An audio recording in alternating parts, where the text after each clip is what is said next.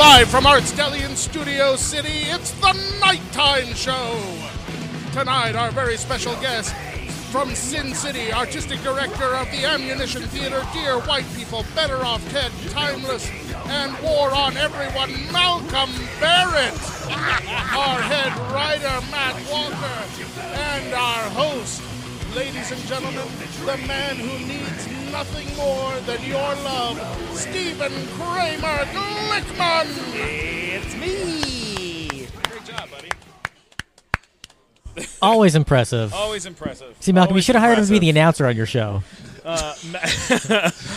We are here at on location as part of our Best of LA series, going to fun and cool Fun places. Just fun places. Today we're at my favorite deli. Places we'd like to be kicked out of. Yes, Places we go to disrupt people's peaceful Yeah, lunches. we are. We're constantly. Hey, there we go. Hey. Are we live? I'm live Instagramming this. That's holy shit. shit. Do it. I love This it. is amazing.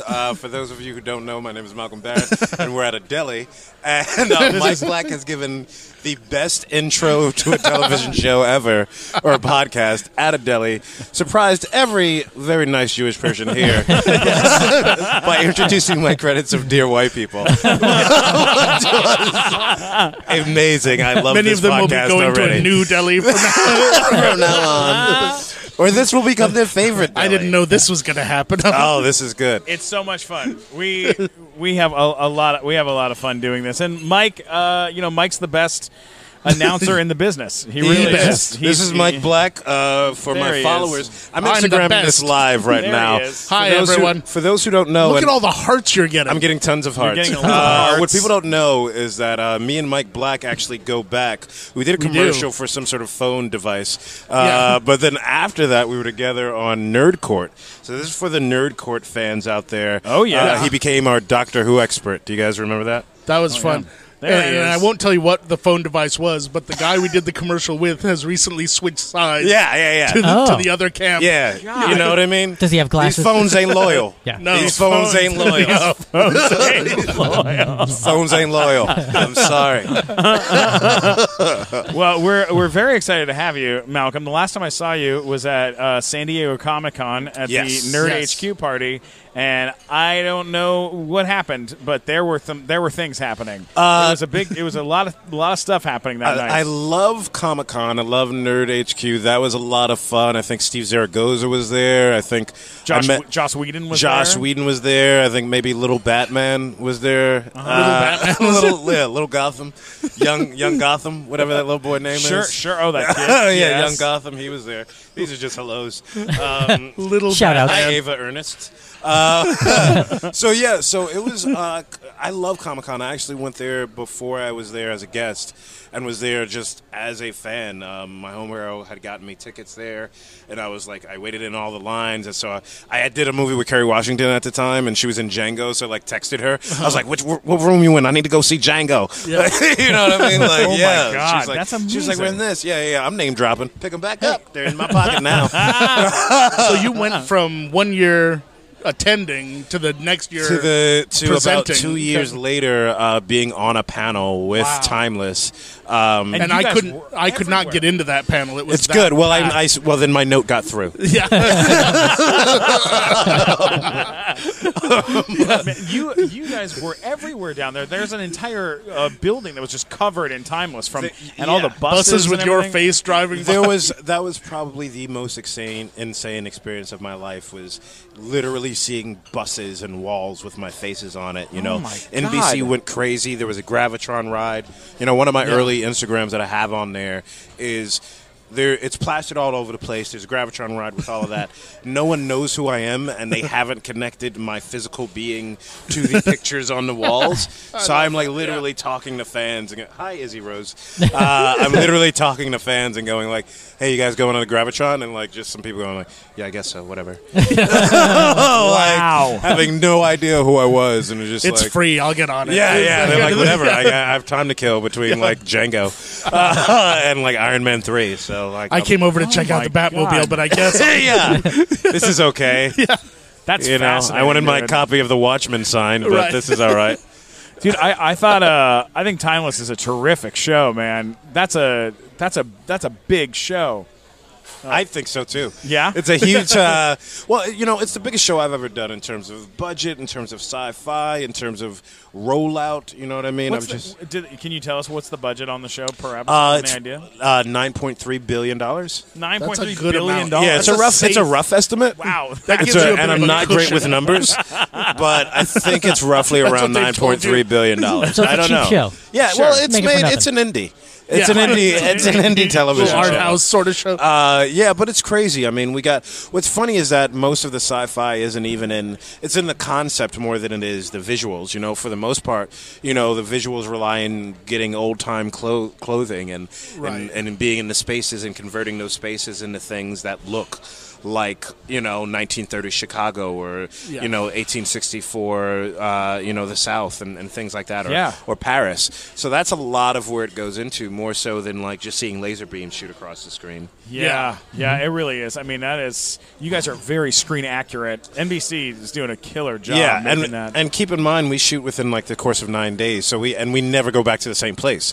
So we never use the same stage. Oh my we never God. return to the same environments ever. So even if we use the same set, we have to redress that entire set completely to look like a different century. Holy You know. crap! I'm by no means a history buff at all. I'm terrible, but one of the few things that I took a day and read about was Lincoln's assassination. Yes. And when I saw the footage of that, all the little details. You saw were there. footage of the Lincoln assassination? No, the footage of Timeless. Oh, okay. I was like, oh, that's really I would good. not have sat could on it sell for this that on long eBay for a lot of if I money. had found footage of the Lincoln assassination.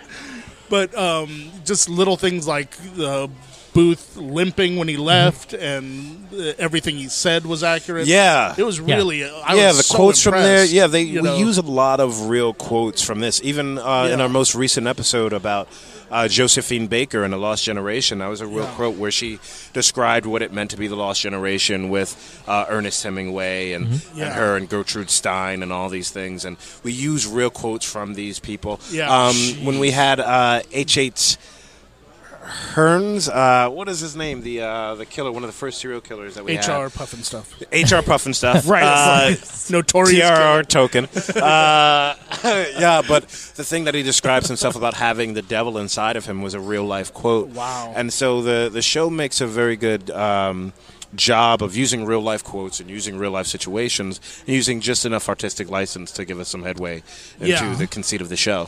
Have you heard that it's a Holmes. brilliant tweet H.H. Holmes. that kind of relates to your show where, the thing they say to most people when they're asked, if you had a time machine, what would you do? I'd go back and kill Hitler. Yes. Someone wrote this incredible response to that saying, while I admire your goal, keep in mind, if you fail, Hitler has a time machine now. And that's kind of what your show is. It's true. based It's true. around. If you Similar- fail, Hitler has a time machine. I mean, it's that thing of like, it's the usual suspects. Like, how do you shoot the devil? What if you miss? Yeah, Do you know what I exactly, mean? yeah. And so, like, that's kind of the conceit of the show. A lot of times, Yeah, it's just like, it's really. it would be brilliant. great to change this, but what are the ramifications? And Yeah. I always give the rest of my cast shit all the time. Like, I was doing an interview with Goran, and he was like, I would never change that because he's Croatian, and this accent is completely accurate. He'll be like, like, I would never want to do that, because then, what if something greater happens and, everything is wrong and that's no good, And I would always sit next to him and be like, well, unlike Goran, I hated slavery, so I would change that if I could. I'd change that. But, whatever, time paradox. Yeah. Do you have a favorite time period that you've gotten to go to? So far, I like the Roaring Twenties a lot. I liked going to the 80s, you know what I mean? Possibly because you it guys was did in some my Miami lifetime. Vice And stuff? we did sort of a Miami Vice, a Crockett and Tubbs. There's one where it was more almost a Versace suede, like Kangol hat look that I would have loved, but I love the way that they went because it was sort of the team coming together and being like this thing. And like, so to throw back to Miami Vice on the first episode where me and him are paired up together, me and Matt Lancer, was great. And it was probably our funniest, most tragic episode. Yeah. Funny because of we showed Manimal and A-Team, and you have these huge colors, and rolled up blazer sleeves. I was a big Manimal fan when I was a kid. Yeah, so you had that, but at the same time we had like a lot of death and like him trying to get, his wife back after from the murderer and make sure he's not born yet. So you had a little bit of both of that, It's a heavy show. It's a lot of fun to watch, though. Like, each episode, you're just like, oh, I'm at episode 7 right now. Okay. And each time I'm, doing other things, I'm like, I could be at home right now and just seeing what happens. You could. I just love how other networks, though, right now are they're like, we also have a time. There's a lot of time. There's a lot of time shows. Do you think that there is? Do you think that's because of the popularity of Doctor Who that this is sort of becoming? Well, no, only because Doctor Who's been on for 50 years, Yeah. off and on. You know what I mean? I think it's just sometimes it winds up being in the zeitgeist. It winds up being in the thing. Like, it was really weird when it was there was two. What is it? The role that Philip Seymour Hoffman, he played the writer in Cold Blood. Yeah. I know who you mean. Capone. Yeah. Two Capote. Capote. But way to segue, because our next episode is on Al Capone tonight at 10 p.m. So Wow. good job. Awesome. Anytime. Segueing St. Valentine's Day Massacre. Oh, wow. For the fans at home who are on my Instagram, if you say a weird word, I'll try and work it into the conversation, and we'll see if the listeners can figure out if I'm just odd or if I'm playing a game with my Instagram followers. Why love not it. both? Anyway, renew timeless hashtag.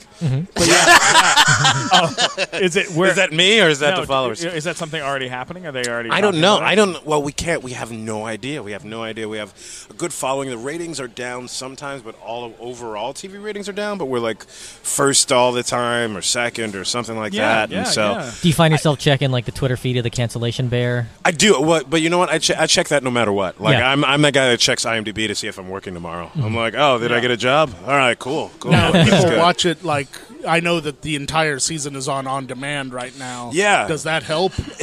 All of it helps. Live works better, but we also have it's weird because we also have 17 to 20 million after DVRs, but networks, they love live because then they can show their commercials, which is how they make their Sure, of course. That's how they Makes cut their sense. pig up to make the bacon. You know what I mean? So download it as soon as you can. Download it immediately. Watch it off your DVR as soon as you can.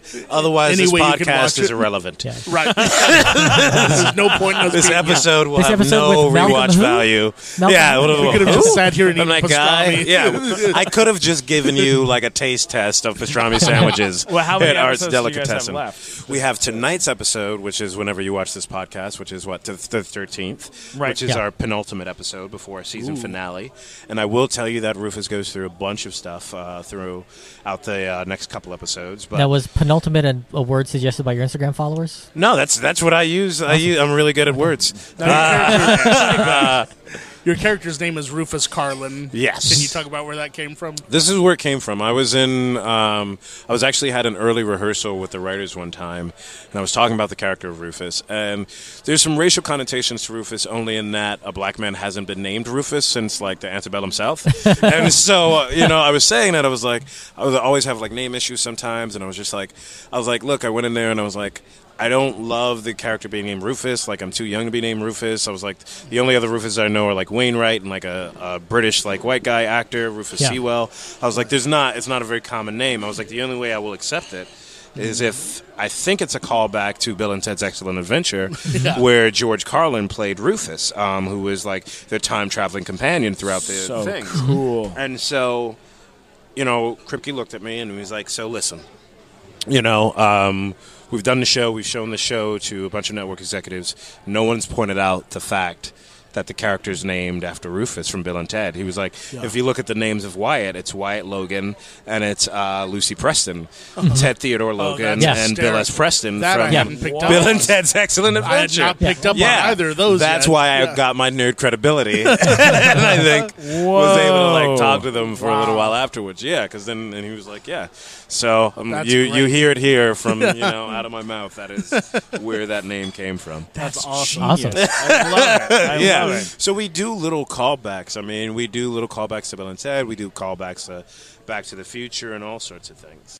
Hey, man, this is a lot of fun. Are you having a good time there, Matt I'm Walker? having a great time. Man, oh man, do I love recording episodes of the Nighttime Show podcast. But you know what I love doing even more than that? What do you love more than that? Popping open a bottle of Fireball whiskey, which I happen to have with me right here. That And is you a know bottle what? of Fireball. It is. It's a big bottle. It says Fireball whiskey, and it is yummy, yums, cinnamon flavor.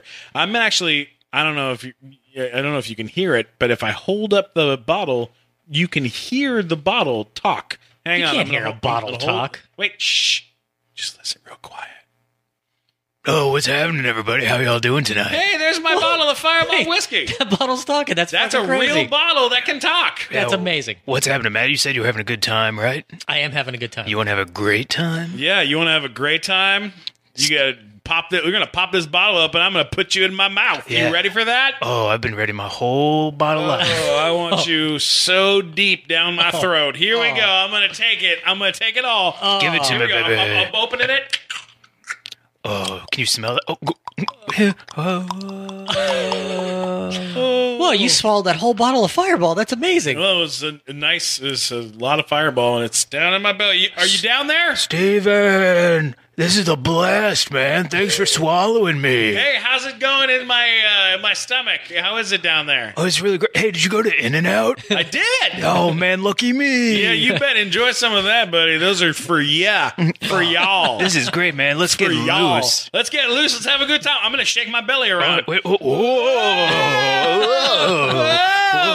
Hey, you see a TV guide in there? Yeah.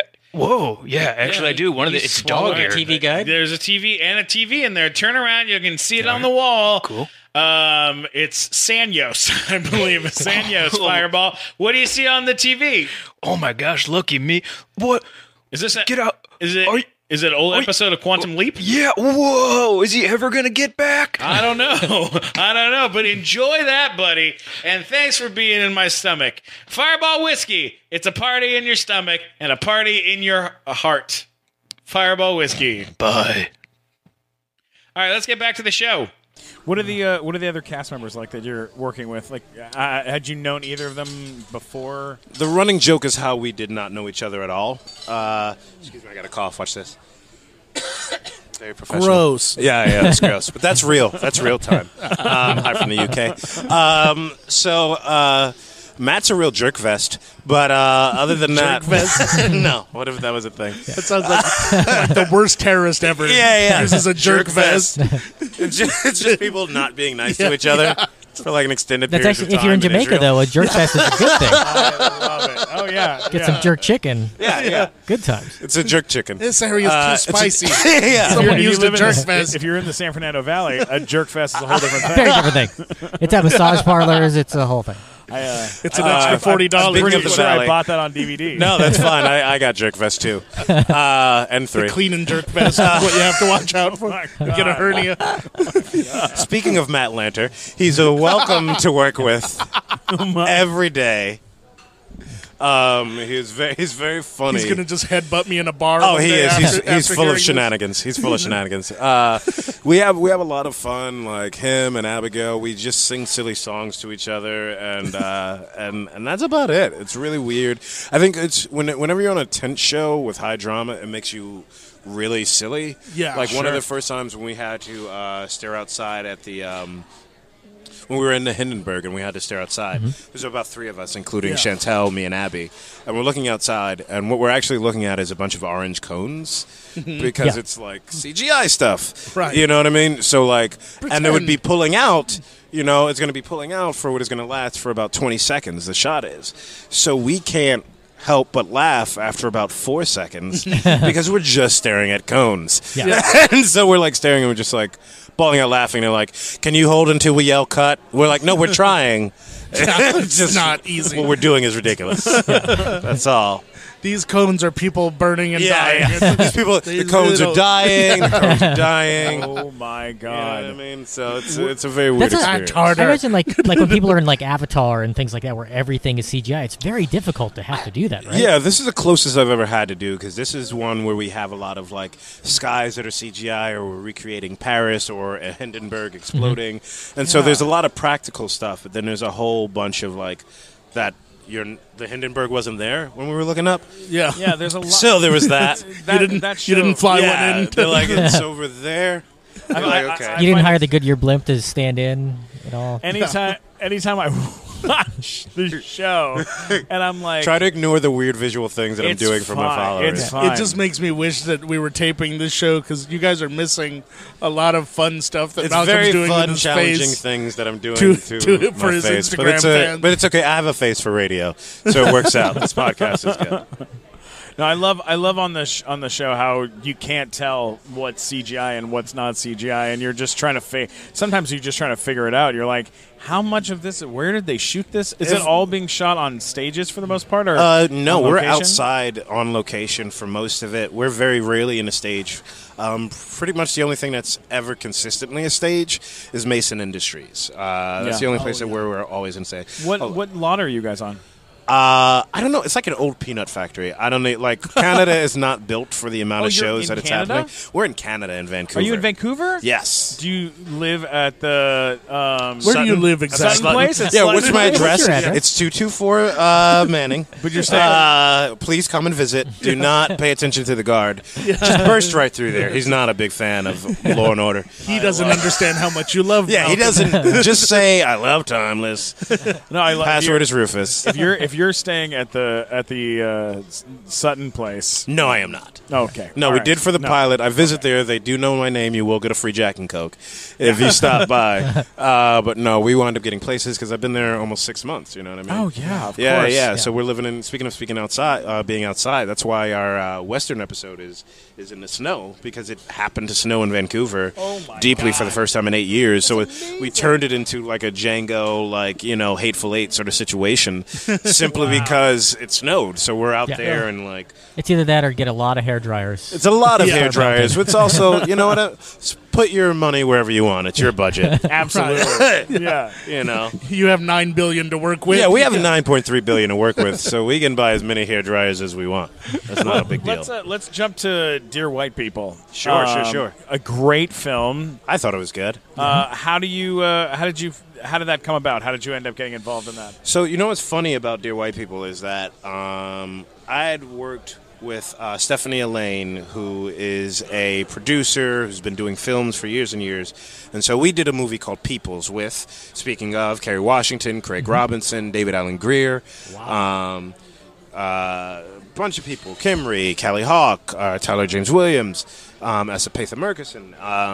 So I'd done that movie, and it had been a lot of fun, and we did that. And then what happened was Stephanie Elaine had also wound up producing Dear White People, and I think Mike Epps was supposed to be in it.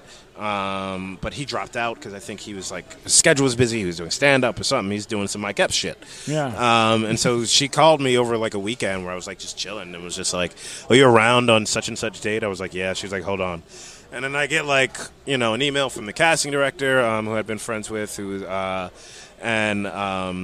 was just like, "Let's go. Do you want to do this?" And I was like, "Okay." And so I wound up being in this movie, which I thought was already shot. A lot of people had saw the initial thing on YouTube and thought it was actually already shot. Wow. Because the initial teaser for the YouTube, which was just as a concept teaser, had gotten so many hits. And it's actually sort of mirroring what's happening on Netflix right now, which is that I got a whole bunch of hits, ridiculous views, a bunch of hate stuff, a bunch of white folks saying, this is about, or a small group of white folks going, this is about white genocide. And I was going, or it's not about that at all. Wow. You know what I mean? Yeah. And so it's it's this facetious satire that actually critiques black folks as much as it does white folks. Yeah. The harshest criticism it has about white folks is, can you please not wear blackface? Yeah. Sure. And they were like, have misgivings. You're taking away all our rights. You know what I mean? So it's you don't know how much part of our culture is blackface. It's huge. It's our people. So if you get dashikis, we get blackface. It's only fair. Yeah. Not really at all. Yeah, no. So I wound up playing this sort of reality guy called Helmet, or named Helmet, who is just sort of one of my great bad guy characters. It was really fun to play. I think I went to the Brad Pitt School of Acting for that one, and that I would just eat in every scene. But that was tons of fun. It was a great experience. It was a great time to be a part of the zeitgeist in that manner. And now it's sort of remade its way as a Netflix TV show. And I have no connection to the TV show at all. I've been doing Timeless. I'm literally just supporting it. I think it's a great movie. My friend Brandon Bell is in it. Justin Simeon, great writer. I know a bunch of people involved. So now there's no chance whatsoever that you'll be in it? Not on the first season. Oh, okay. Not on the first season. Who knows what can happen? I've just had a crazy schedule this whole time. Oh, okay. Yeah. You know what I mean? And there's a bunch of people who were from the movie that might have returned, and just schedules didn't work out that way because, for the most part, everyone had a great experience and understood where it was coming from. You know what I mean? So that was a great work, and, salute to Justin. Yeah, it's one of those, if you think it's about white Holocaust or whatever. If you have misgivings, see the film and then criticize it. Soup's Absolutely. not about a white Holocaust. Let me assure you, as someone with the Instagram handle Mike Black Attack, which is an unfortunate one, let me assure you, white people, see the film first and then decide. Judge not based on title. Right. Words from Absolutely. Mike Black Attack. Yes, exactly. I had conversations with people about that movie because I saw it, and I had friends who I was like, "Oh, I went and saw this movie," and people were like, "Oh, I don't know. I feel like I'm just gonna feel like the people are gonna be mad. Is it? Mad at me?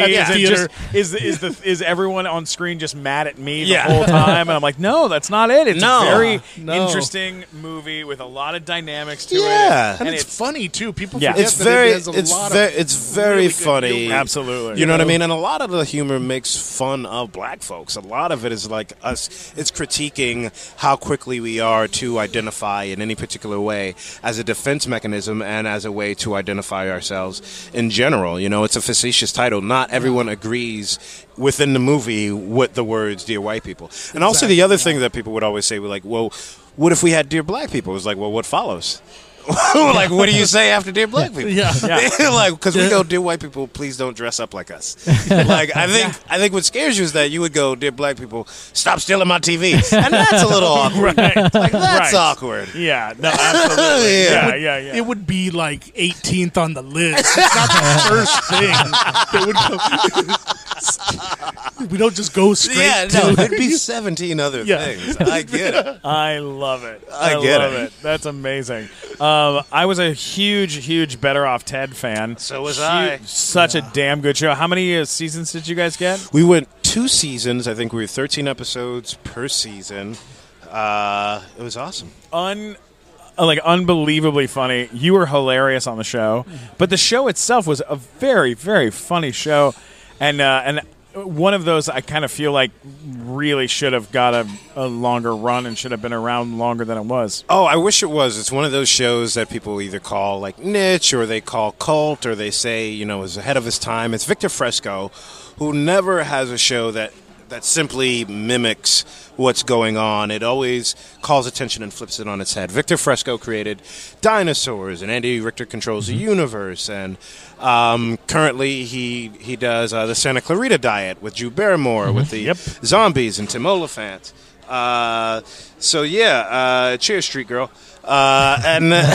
So it was an awesome thing. I played Lem Hewitt, who was a codependent scientist, along with Jonathan Slavin, who played Phil. Slavin's so funny, too. AKA #Flem.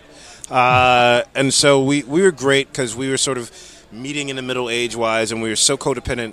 Even as actors, we actually had auditioned for a lot of the same roles growing up, coming through our careers, playing like sort of quirky, individualistic insiders. And then so when we got to play codependent, quirky, individualistic insiders who were geniuses, it was the perfect fit, Oh, yeah. I actually didn't make my screen test because I was new to L.A. somewhat and had been driving, I think, through Bel Air. All about how my life got caught. And so I'd been driving through, and I'd done whatever, and so I got there late, and I missed a bunch of guys coming through, and I go upstairs, and they're like, "You're too late. We'll just use your tape." And I thought my career was over. And then cut to, I got the part. Wow. And then cut to the three guys who didn't get the role, who's like, who got it? The guy who he didn't show up. Wow, That's cool. Holy crap. that's all right.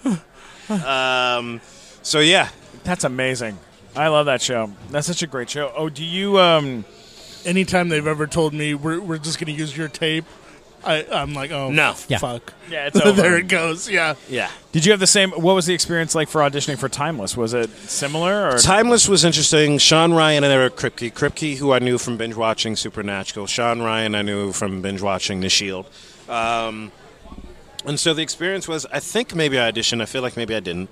Not initially. And then I was in the room. I just showed up and said, "Do you want me to have it?" The answer is yes. And so I love Germany. And then so what happened was I go in a room. It's Sean Ryan, Eric Kirby, and I do the part, and I know the part because I get it, and I know what I want to do. And it's a smart black kid from like a whatever neighborhood, and that's who I am. And I knew. And I was a big sci-fi fan, Quantum Leap, Doctor Who, all of that. I knew this world. And I knew what I wanted to be if I existed in the American modern version of this world. Yeah. And that's what Rufus is. Yeah. And so from there, I knew it was good. And even once or twice they said, riff, and I was like, okay. And they let me riff on what became the scene in the pilot, which is the, every black guy named Michael, Jordan Jackson, and all of that. That was great. It became a huge riff. And I'd sort of hit on that at the audition. And then, I'd been having fun with them during the pilot. And they were like, why don't you ad-lib more? And I was like, because you're the writer. And it's a drama. Yeah. And so that's probably the only real riffing ad-lib I have. I've added little things here and there. And I've given notes. And been like, can we do this? And they're very susceptible. They're very susceptible to my brainwashing. They're very acceptable to all of this. Happy birthday, Lydia.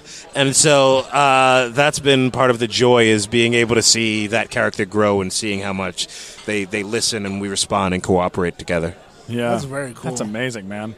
That's Yeah, incredible. that first episode was terrific with the Hindenburg, because it's like, it is one of those things that you would definitely change if you could, Yeah, if you notice Matt Lanter and Abigail Spencer, they both talk about how their characters would have changed this. Actually, not Lucy, because she always wants everything to be the same. Yeah. Yeah. Yeah. Now, you do a lot of theater aside from this. As a guy, Mike grew up doing a lot of theater, and I grew up doing a lot of theater. And I've seen you do the at Piano Bar. One of the ways I know you is my homegirl Kim Hamilton, who also works with Ammunition Theater, and which is my theater company, and we've done. I actually did a play called The Boomerang Effect with Jonathan Slavin, written by Matt Levitt. That's how I met Kim, who took me to the Piano Bar, which is one of the ways I've seen you perform. Wow. Yeah. When was that? A couple years ago, maybe 5. I have no idea. Idea. I know that we, as a person that's like a big theater fan, and I love doing plays, but I haven't been able to figure out how to do a play in Los Angeles because like how do you make time to do theater and still work in the business? Like, how does that work? It's really easy. The key is to not have a job at all. Right. Or to have a job and then just come in whenever you feel like it.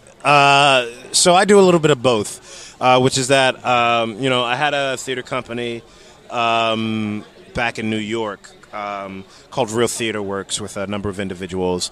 And then I formed another one while I was in L.A. With a bunch of New York folks. Tina Wong, who's on Rosalia Niles. Arjun Gupta, who's on The Magicians. Carla Mosley, who's on Young and the Restless. Carla Sousa, Yara Martinez. How to Get Away with Murder, and Yara's on the Tick, and everything else. So we have a bunch of people who've worked in all sorts of capacities, and you just do it. You just form a theater company. We've been sort of brother sisters with I Am a Theater Company with Katie Lowe's, Adam Shapiro, those guys. And so we formed a theater company, and this was to highlight sort of underrepresented voices, multi-ethnic voices, females, and we all got together and we've done sort of inaugural plays, and now we're probably on our second full-length, How to Raise a Freeman by Zakiya Alexander, and on our next full-length will be The Tragedy, a comedy by Darryl Watson, directed by one of your previous guests, Ahmed Best, who I actually met at the Ovation Awards because he's been a winner for fight choreography. I won for acting because I'm one of the best actors of our time. And Amina Kaplan, who is actually in my band or has played with our band as a drummer, who also did Stomp. And I think that's how they all know each other. Jeez Louise, Who also did some post on my newest video, which isn't out yet. That's your band, Sin City. My band, Sin City, with Brandon Scott, Chris Yule. We've had a bunch of different machinations. Merrick Woodard. What style do you play?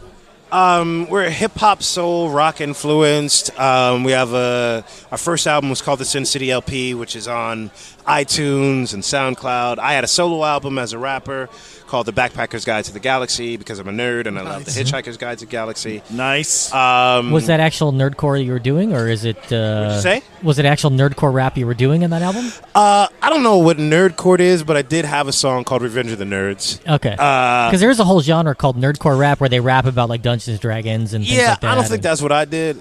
I don't like how that sounds, so I didn't do it. Because I could take us to a whole nother level of nerddom right here. I don't think that's what I was doing. I think it was just rap and then maybe some smart people involved. Yeah. And so that was that album. And then, so now we're working on our next album, which is called Funhouse. And a director buddy of ours, Dina Selenow, she noticed that a lot of our albums are sort of concept music. And so she was like, what if we turned that into a play? So in May, over at, hold on, I'm going to look it up so that I don't get it wrong. May, we're going to do a play. Think like Hedwig or Lin-Manuel stuff or Fela or Passing Strange. Wow. That sort of like, Highways performance space in Santa Monica. It's going to be that sort of a thing. Oh, my God. That? That's May. That's in May. March 3rd is How to Raise a Freeman, written by Zaki Alexander, directed by Fred Thomas, produced by Ammo Theater Company, and that'll be Are at you New in that Collective. one? I'm not in that one. I'm going to be the company's producing it. I'll be there. I'll show up. Yeah. Have you ever had to drop out of a play because you had to go and work on a show or a movie? Our last play, which was You're Welcome, Jessica Dickens. That's not the name of the play. That's just me talking to Instagram. Oh, I love You're Welcome, Jessica Dickens. It's like Happy That's Birthday, hilarious. Roger. Yeah, it's Mamet. Our last play was Judgment of Fools, written by Bernardo Cubria, which was sort of looking at society, sort of satirizing society through clowning and sort of commedia dell'arte. Wow. And so Bernardo Cubria, an accomplished Mexican playwright, is now a part of our company and is an artistic director. Oh my God. Yeah, we actually just had a meeting yesterday and went over some sort of clowning activities and that sort of thing. So it was pretty awesome. That's amazing, man. Yeah. That's so cool. What are some roles or things that you would like to do that you haven't gotten a chance to do? Is there certain, whether it's plays or is there roles in particular that kind of play through your brain that you're like, God, I would love to try this? Yeah, I want to play more psychos. I'm playing. What's interesting, probably in my theatrical life, I let loose a little bit more. I think within television, I've been playing very sort of held in individuals. People who are keeping things below the surface, and anyone who knows me personally knows I'm a little closer to the surface. Sure. And so I think I want to let that part out a little bit more artistically. And, it's been great in terms of, like, even the arc of my character on Timeless has hit a lot more things than I ever would have expected over a career in terms of shooting a man, being scared, being in love, being in this particular century, fighting racism, fighting espionage, being a double agent. It's covered so many bases that would be the answer to this question normally. Yeah, right? That I'm sort of finding it hard to figure out what the next career goal is, because this is hard to top. But I've been writing some things and I've been creating with friends and creating this theater. And I think whatever roles those wind up being are going to be what I wind up working on. Yeah, I love it, too. When we had Keith David on, Keith does a lot of Keith theater. David, I did a show called The Big House with Kevin Hart, which was a reverse version of The Fresh Prince. And he was the dad. Bam! I was worried. I was listening to you, Bruce Valanche, and I was like, I'm not going to have any stories. I don't have nearly the career or the memory that any of these people have. But bam, I got connections. I know, absolutely. So can you tell us about the Star Wars Holiday Special? The Star Wars Holiday Special. I got nothing. No, all that stuff. No one has anything on the Star I don't know Wars if you know holidays. Paul. Just Bruce. Yeah, no, I mean, we always have some fun. We've had a lot of fun people on the show, but So what do you like watching on TV? I watch everything. I haven't been able to watch as much because I've been working like 24 hours a day, but Stranger Things and Black Mirror and Black Mirror. You mean what's happening to our country right now? AKA America Episode 2017. Yeah, a little bit. Right. What else? I'm watching all the popular Netflix shows. I'm watching that. I'm watching. I don't know what's on television. Timeless. That show's hot. Yeah, hot show. What is your favorite show that you're not a part of? That you're like, oh, if I wasn't doing this, I would be doing that if I could. Damn, I'm trying to think. Oh, I love Orphan Black. Orphan Black is a fun little show. I've heard nothing but good things. Yeah, but I've I never loved seen Falling it. Skies, which was like crazy. Like it was a cool. good That's a cool sci-fi show. show. Yeah. I like fun, smart sci-fi like that. You watched So a lot of BBC Legion? America. You watched the first episode of No, Legion? but I shit. know Bill Irwin who's on it, and I'm a huge fan of Bill Irwin. Bill Irwin, I'm going to tell me some Bruce Valanche-esque stories. Oh, yeah. Bill Irwin, who is friends with Sakina Joffrey, who's on our show, along with Patterson, who plays Mason, who also did one-man shows. We all were like forming this collective. We never had the time, but we were forming this show called 420, which was the four of us doing 20-minute monologues, which we were going to do. Bill Irwin I'd been a huge fan of since Pennies in Heaven, since Popeye, since I think he did Scapan. And so I knew him as a New York clown, classic clown, created all these shows.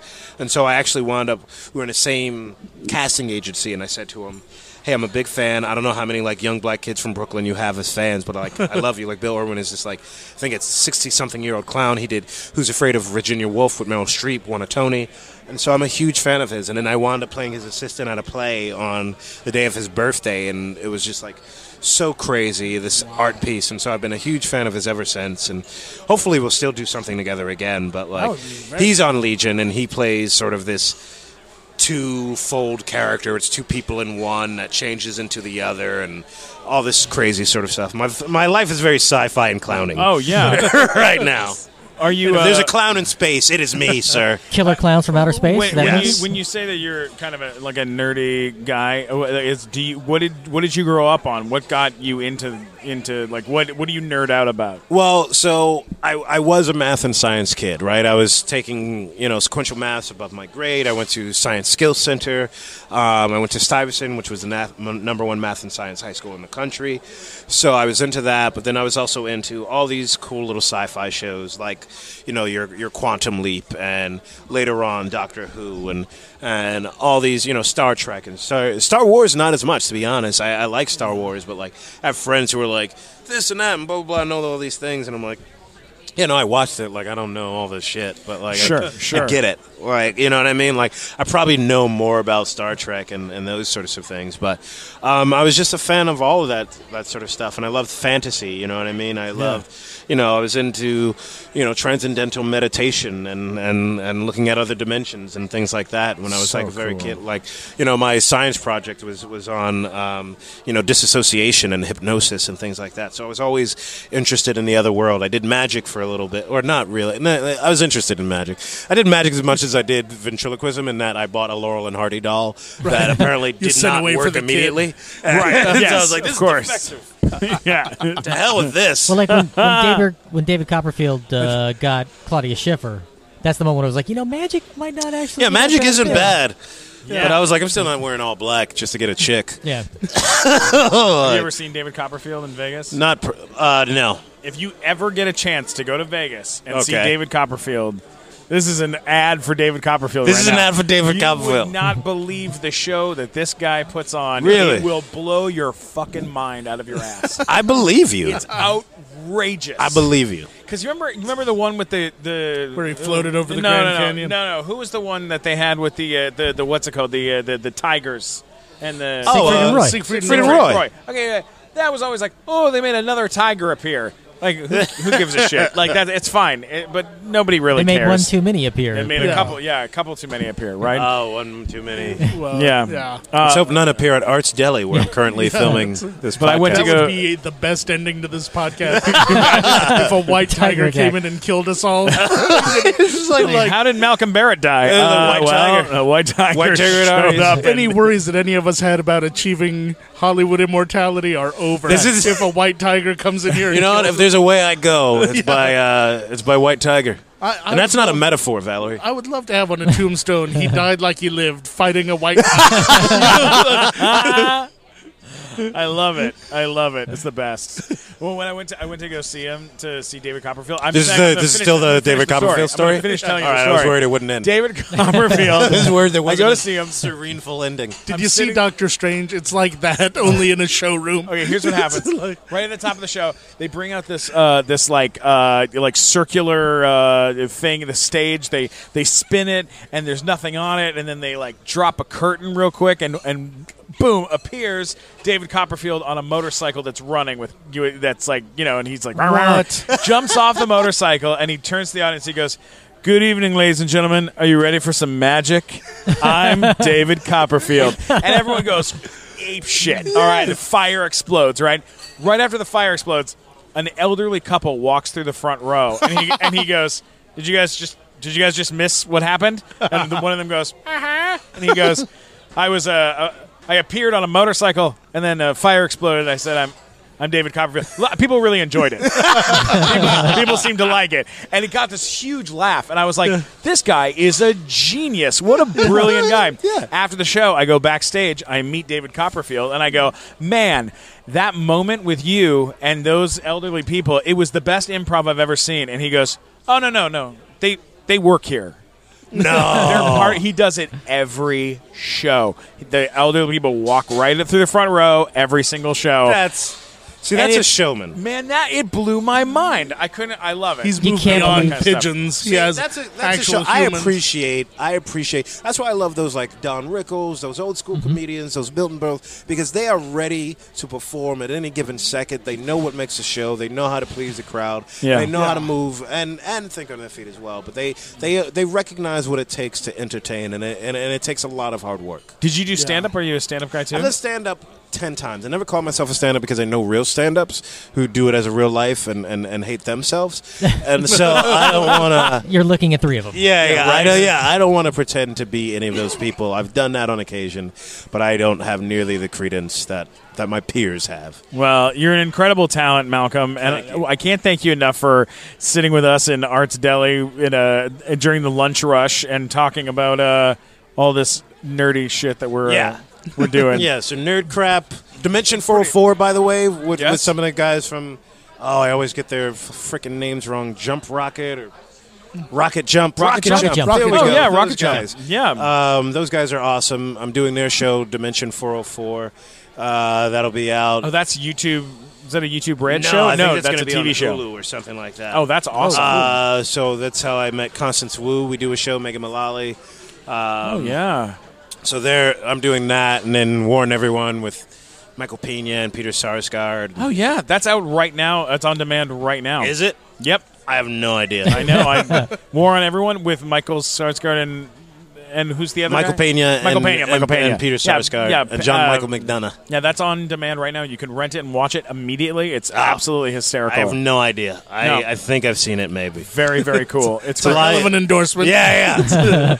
Malcolm Barrett. I think I've seen it. I like how you, at the very end of the podcast, you turned into Krusty the Clown. You still don't care. I don't know what I did. I don't know. It's on. Where can people find you on the internet? I'm at Malcolm Barrett on Twitter and Verbal Be Rappin' on Instagram because my rap name is Verbal the Rapper. For those who were interested in that part, Amazing. There you go. I will it used to be download- Verbal Kent, and then I took it away because I was a Usual Suspects fan. Oh, wow. Yeah, it All goes right. deep. It goes deep. Do you have did you say Instagram too? Do you have an Instagram? Yeah, verbal B rapping. Okay, VERBALBERAPPIN. Wonderful. And then when Yeah, it does is wonderful. Timeless air? How often does Timeless air? It airs every Monday at 10 p.m. on NBC. It actually filled me with wonder. Yeah, it was really filled with wonder. Wondrous. February 13th, which is when we're filming this podcast. I don't care if you say that or if you guys Sure, that's fine. work Yeah, how that works. And then February 20th is our season finale. And then who knows if we're back. But I tell you what, Malcolm will be back. Malcolm doesn't stop. Malcolm's going to keep going. Malcolm's timeless no matter what. You are timeless. Sir. Unless that white tiger comes in. Unless here. there's a white tiger. You're Then in a lot of screw you trouble. all. Here on Timeless. I hope he sounds like that too. Screw you all. Right. White Tiger will come in and be like, they're great. For you to- Black Tiger goes, they aight.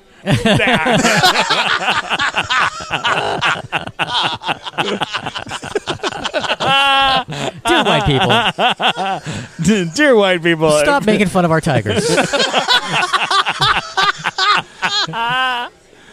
Yeah, you can check me out at funnymatt.com, or if you were annoyed by me, please let me know at mattwalkersucks.com. Yeah, I think everyone needs an opposite page where people can tell them they suck, because that would be nice. They I should. have I've one had of it those for 10 too. years. Check me out at Mike Black Attack for all social media. Yeah, Mike's got a lot of you follow Mike on Instagram? Yeah, it's a lot of toys. Yeah. So it's many almost all toys. toys. It's all toys. Yeah. It's almost all toys. There's nothing else. There's a lot of He-Man's day-to-day life going on Mike Black. Really. If you're not sure what's going on with action figures, Yeah, if you're worried what Please He-Man check was out. doing with his downtime, he's hanging out with like Mike live Black. journal for Predator on there. You can always get me at Stephen Glickman, STPHEN Glickman on Twitter, Instagram, and YouTube, and then Arts Deli at Arts Deli. ARTSDELI on Twitter or on Instagram, arts_deli. That's where we're recording today. From here, they we're have going a to be. pastrami bacon sandwich. You that wouldn't is believe out of this world. It's a delicious It's food. the marbling on the meat, and you- the thing is you that can't get it's that everywhere. just a whole situation. This is like too much tuna. Too much. All of a sudden. It's a lot of tuna. Thank you so much for coming in, and don't forget to subscribe to the podcast and leave us messages and let us know where you would like us to do next. Thanks for coming in, Malcolm. You're the coolest. You're the coolest, sir. You're the coolest. Glick man. Destiny